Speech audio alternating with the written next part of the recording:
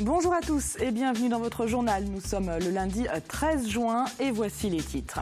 Il est 10e au classement national des ports de pêche. En 2015, à la criée des Sables d'Olonne, il s'est vendu 8255 tonnes de produits de la mer. Ce week-end, la criée a ouvert ses portes au public.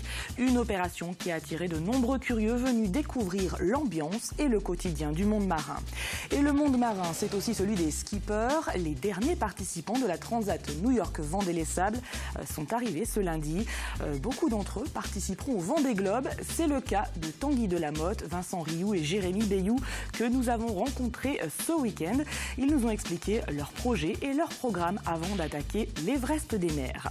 Enfin, nous irons à la rencontre de ces jeunes qui s'engagent pour les autres. Jordan et Alexandre ont parcouru 850 km à pied et à vélo du sud de la France à Nantes pour l'association Forever Fabien. Objectif, récolter des dons pour venir en aide aux enfants atteints d'un cancer.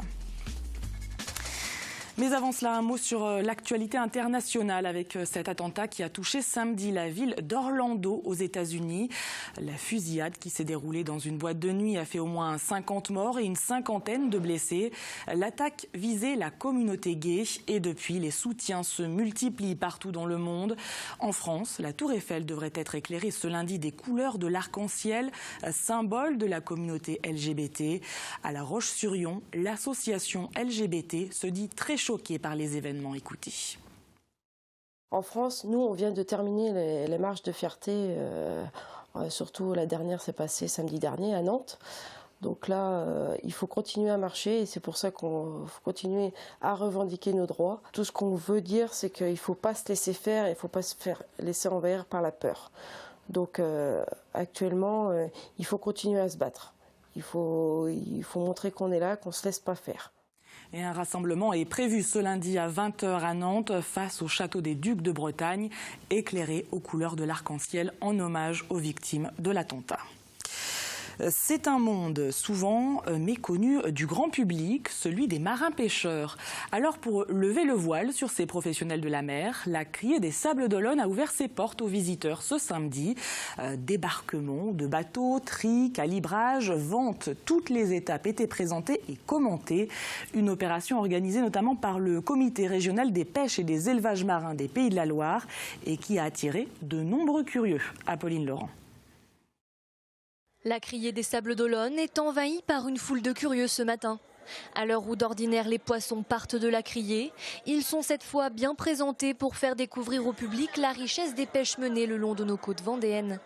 Au programme, quelques dégustations, dont ces langoustines. Très bonnes les langoustines, on se régale. Mais aussi des produits plus insolites. On est surpris par ce qu'on vient de goûter, les algues, très très bon. On en connaît quelques-unes, mais très très peu en fait compte. Et c'est délicieux. C'est une vraie découverte et puis c'est génial, quoi. C'est sympa. On apprend à connaître les algues. Enfin, moi j'en connaissais un peu, mais c'est vrai qu'ils sont à l'écoute des gens, c'est formidable. Des découvertes qui ravissent aussi bien les sablés que les touristes.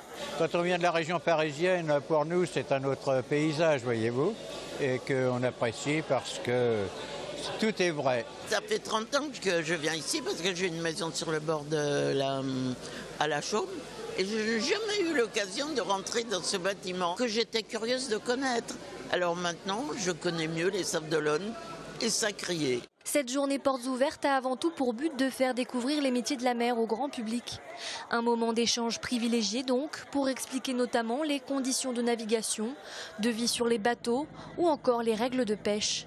C'est marrant de voir les gens, comment ils réagissent sur ce milieu qui est souvent pas assez connu et c'est bien de le faire voir sur cet angle-là. Je pense que les gens sont heureux de voir les beaux produits qu'on leur présente. C'est ce qu'on vend sous la criée des Sables d'Olonne, que nos marins nous ramènent tous les matins. Et puis c'est très agréable parce que les gens ils viennent là, ils découvrent, on dirait des grands enfants.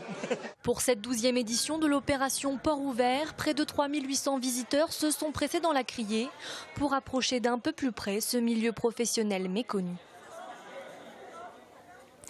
Et on reste au Sables d'Olonne avec les images de la remise des prix de la New York Vendée les Sables qui a eu lieu ce dimanche sur la place du Vendée Globe. Des centaines de spectateurs avaient fait le déplacement pour acclamer les sportifs. Vous le voyez sur ces images, Jérémy Bayou, grand vainqueur de la Transat, affichait un large sourire. Et on jette un coup d'œil au classement. En première position, on retrouve donc Jérémy Bayou qui a bouclé la course en un peu plus de 9 jours, suivi de Sébastien Josse, puis Alex Thompson. Vincent Rioux sur l'entreprise Vendée PRB pointe à la 5e place du classement et Morgan Lagravière, autre Vendéen d'adoption, est 9e. Le néo-zélandais Conrad Coleman, lui, est arrivé dans la nuit de dimanche à lundi. Il est juste devant Pieter Herema qui était attendu ce lundi pour clôturer la course, mais il a été dérouté vers Lorient pour des raisons de sécurité. Bilan sur les 14 skippers donc au départ de la course, 12 ont rejoint les Sables d'Olonne. Armel Lecléache avait dû abandonner dans les premiers jours. Et parmi donc ces participants à la Transat New York Vendée les Sables, beaucoup seront évidemment au départ du Vendée Globe avec les mêmes bateaux. Il reste encore un peu moins de 5 mois avant cette grande course autour du monde. Alors, que vont faire les skippers durant cette période? Vont-ils retourner en mer ou prendre un peu de vacances? Nous avons posé la question à 3 d'entre eux, Vincent Rioux, Jérémy Bayou et Tanguy Delamotte. Le reportage de Jimmy Guérin et Pierre Dalicieux. À 5 mois du départ du prochain Vendée Globe, les skippers inscrits sont tous ou presque déjà sur le pont. Jérémy Bayou, qui vient de gagner la semaine dernière la New York Vendée les Sables d'Olonne, partira pour la 3e fois avec un objectif: terminer cette édition après 2 abandons successifs. Et à peine arrivé mercredi dernier, Jérémy s'apprête à repartir pour un tour d'Irlande la semaine prochaine. Mais son bateau lui restera entre les mains de son équipe technique afin de régler quelques derniers détails. On a, je pense, plus d'optimisation de performance à faire, si ce n'est améliorer un petit peu mon quotidien à bord, mon confort, si on peut parler de confort. Voilà, travailler un petit peu sur l'ergonomie pour que je sois moi capable de tirer le maximum du bateau pendant le temps que va durer le Vendée Globe, qui est forcément beaucoup plus long que le temps d'une transat. Je pense que ce que j'ai supporté sur un sprint sur la transat New York les Sables, j'aurais du mal à le supporter sur plus de 2 mois, donc il faut trouver quelques petits aménagements pour que ça soit vivable. Vincent Rioux lui aussi vient de boucler la transat. Le skipper est un habitué du Vendée Globe. Arrivé premier en 2005, 3e en 2008 et contraint à l'abandon lors de la dernière édition, Vincent Rioux, qui depuis le 15 mars a dû parcourir l'équivalent de la moitié d'un tour du monde, compte cet été se reposer l'esprit tranquille. J'avais fait le choix d'avoir un gros bloc de travail en avant-saison et en fin d'hiver pour justement rayer pas mal de lignes sur ma liste de préparation. Et derrière pouvoir avoir une bonne période de repos et de relâche cet été, donc ça va être le cas. Tanguy Delamotte, lui aussi au départ du prochain Vendée Globe, se prépare pour l'un des skippers les plus médiatiques de la dernière édition pour son engagement auprès des enfants malades. L'objectif avant l'été, avoir réalisé un maximum de travail sur son bateau et réparer la casse subie lors de la dernière transat pour être prêt au départ bien sûr, mais aussi pour les semaines avant le grand jour. J'ai l'expérience maintenant de savoir que les 3 semaines au sable, c'est pas des vacances, donc il y a beaucoup de sollicitations, beaucoup de public, c'est toujours extraordinaire, mais c'est fatigant, donc il faut pouvoir arriver avec le maximum d'énergie pour cette période-là et le minimum de travail. Le Vendée Globe reste aujourd'hui la course la plus difficile au monde et un rendez-vous pour les plus grands skippers du moment. Départ prévu pour cette 8e édition le 6 novembre prochain. Et puis l'actualité sportive, c'est aussi l'Euro de football, bien sûr. La France s'est imposée face à la Roumanie vendredi soir 2-1 pour le plus grand bonheur des supporters.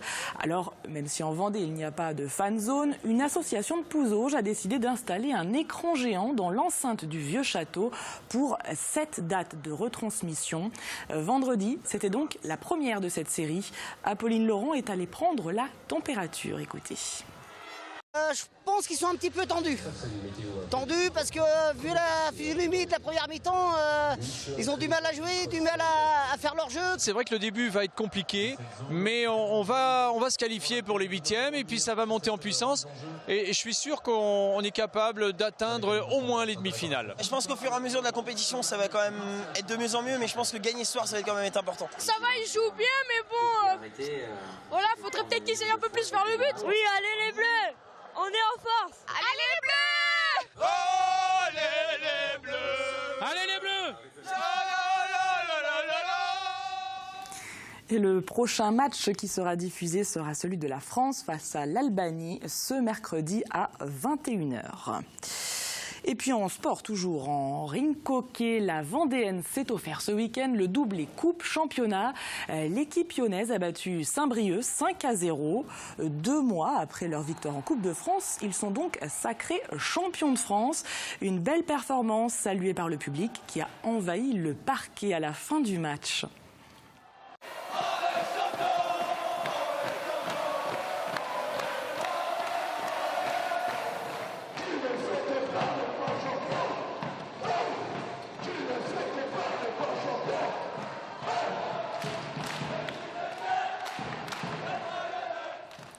Et les joueurs de la Vendéenne sont ce lundi sur le plateau d'Aurélien Huard dans 85 chronos.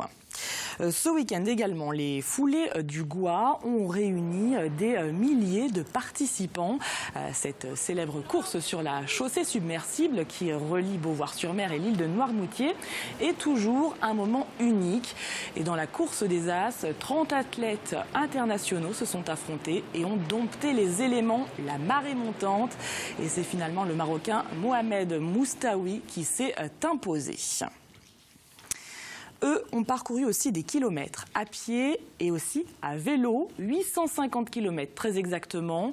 2 jeunes Nantais ont réalisé ce défi dans l'objectif de récolter des dons pour l'association Forever Fabien, une association qui a pour but d'améliorer le quotidien d'enfants atteints d'un cancer.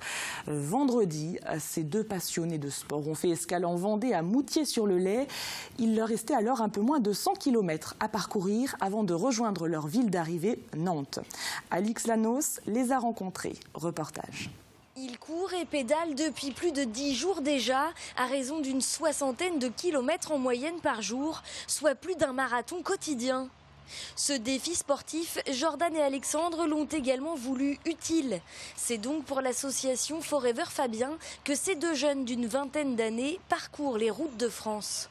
Fabien, c'est un enfant que j'avais eu en centre de rééducation.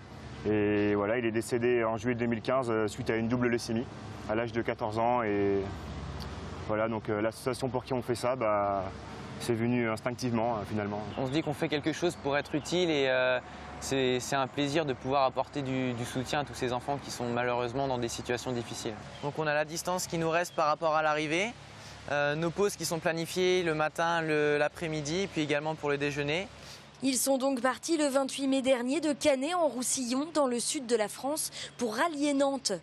Fatigue et douleur commencent à se faire sentir, alors pour se motiver, ils ne pensent qu'à une chose, l'objectif qu'ils s'étaient fixé, ramener de l'argent pour l'association. L'association elle a pour but d'améliorer le quotidien des enfants malades, mais aussi celui des parents, par l'achat de jeux, de jouets, mais aussi des intervenants extérieurs, tels que des magiciens ou des matchs de foot, voilà. Et pour ramener un maximum d'argent, l'idée était de ne surtout pas en dépenser et donc d'être hébergé chez l'habitant. 1 € par kilomètre parcouru, c'était pour Alexandre et Jordan l'objectif à atteindre.